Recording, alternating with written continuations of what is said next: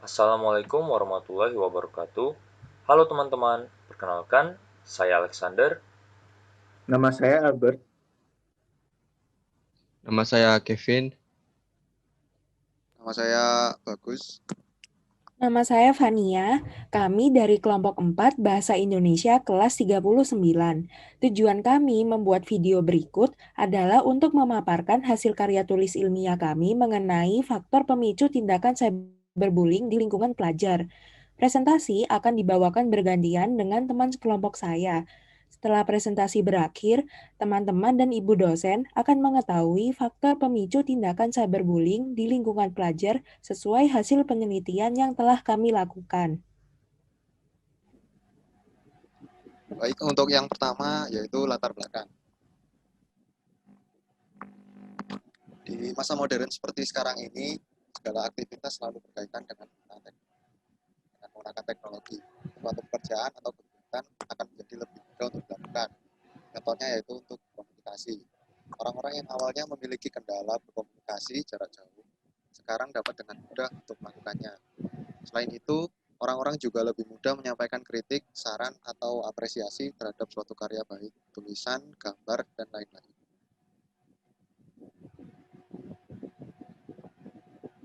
Namun, banyak sekali kasus tindakan penyampaian kritik atau pesan yang melewati batas. Yang dimaksud melewati batas di sini yaitu penyampaian kritik atau pesan yang menyinggung salah satu pihak atau golongan, seperti menyindir, mengolok-olok, atau mencemarkan nama baik. Bahkan dalam suatu kasus terjadi tindakan perundungan atau bullying yang biasanya disampaikan melalui media sosial. Kegiatan ini disebut dengan cyberbullying. Adapun artikel ilmiah ini dibuat untuk meneliti komponen-komponen yang menimbulkan tindakan cyberbullying di kalangan pelajar. Hasil penelitian tersebut dapat menjadi sumber utama dalam pengolahan artikel ilmiah tersebut, beserta sumber-sumber referensi dari hasil penelitian atau artikel lain yang memiliki topik faktor pemicu cyberbullying pada kalangan pelajar. Selain itu, publikasi jurnal ini dapat memberi fakta dan informasi yang bersifat membantu, khususnya untuk kaum siswa ataupun mahasiswa. Jadi, sebagai dasar dari penelitian kami, kita menggunakan sumber dari pengajian pustaka dari penelitian jurnal.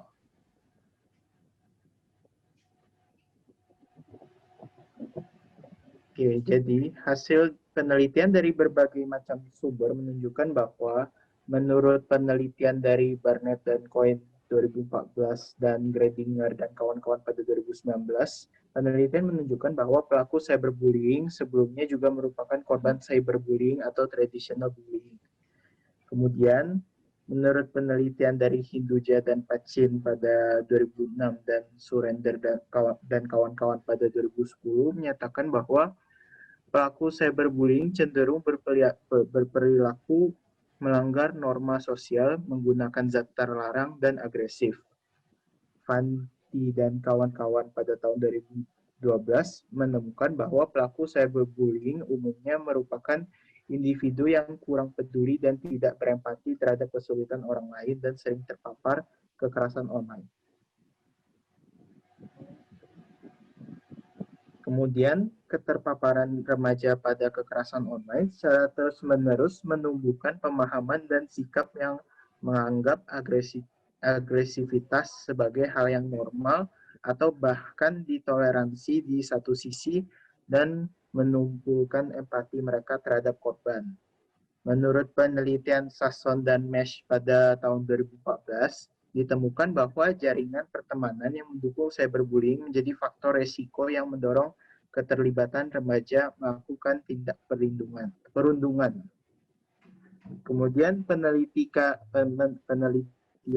Sika dan kawan-kawan pada tahun 2015 menunjukkan bahwa keterlibatan dalam cyberbullying baik sebagai pelaku maupun korban lebih tinggi di kalangan remaja yang memiliki orang tua berpendidikan rendah atau menengah dibandingkan remaja dengan orang tua berpendidikan tinggi.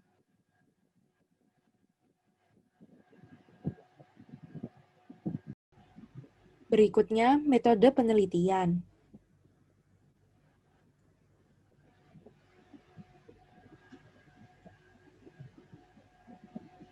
Metode penelitian yang kami gunakan adalah metode penelitian kuantitatif dan deskriptif yang kualitatif. Metode penelitian kuantitatif sendiri merupakan metode yang bersifat sistematis dan menggunakan model-model yang bersifat matematis seperti adanya data dan grafik. Pada penelitian ini, kami menggunakan survei tentang tindakan cyberbullying, atau lebih spesifiknya, faktor-faktor pemicu cyberbullying di lingkungan pelajar. Oleh karena itu, kami membatasi responden survei dengan golongan mahasiswa dan pelajar SMA saja, karena jika tidak dibatasi, tentu dapat merusak data yang diperoleh. Data-data yang didapat dari survei kemudian diolah dan dianalisa. Metode penelitian deskriptif yang kualitatif maksudnya adalah berusaha untuk menggambarkan peristiwa yang terjadi dan berfokus pada pemahaman terhadap fenomena sosial yang terjadi di masyarakat. Pada metode ini, gambaran peristiwa yang terjadi akan sangat diusahakan untuk digambarkan apa adanya, sehingga dibutuhkan tindakan yang teliti dan terperinci pada setiap komponennya, sehingga peristiwa atau fenomena yang diteliti dapat mendekati kebenarannya. Analisis dari metode ini dilakukan secara mendalam, yaitu mengungkap seluruh variabel yang menyebabkan terjadinya kasus cyberbullying di kalangan pelajar dari berbagai aspek yang mempengaruhi kasus tersebut. Oleh karena itu, diperlukan pemahaman suatu peristiwa dan pelaku yang terlibat untuk menganalisis elemen-elemen yang ada, serta hubungan atau interaksi dari elemen-elemen tersebut.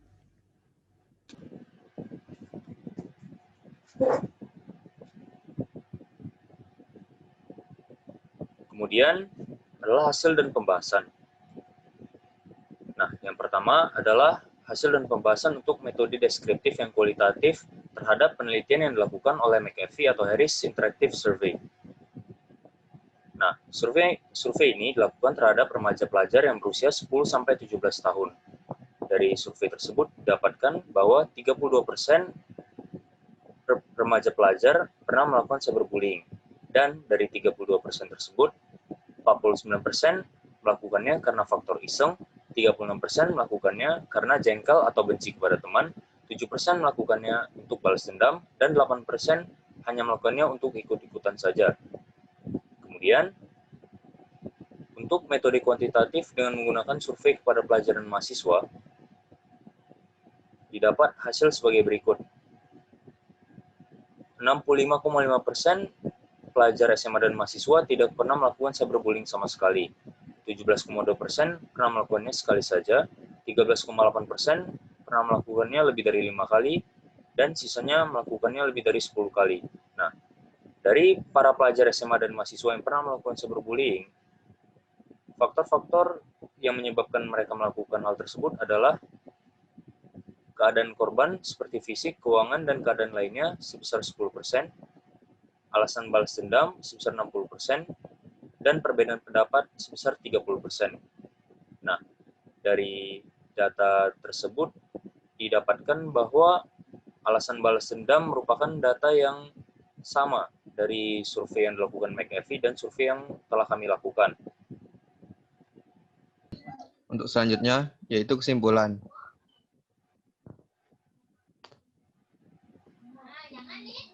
Dari penelitian yang dilakukan, hasil kedua data menunjukkan bahwa faktor utama pemicu tindakan cyberbullying di kalangan pelajar adalah balas dendam, atau karena pernah mendapati perbuatan yang sama sebelumnya.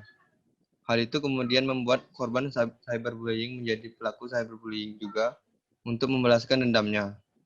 Untuk mengurangi tindakan cyberbullying, karena balas dendam, korban dapat melaporkan perundung atau memblokir perundung tanpa membalas dendamnya. Hal ini dapat mengurangi kejadian cyberbullying dan menciptakan lingkungan sosial media yang lebih aman bagi para pelajar. Sekian presentasi dari kami.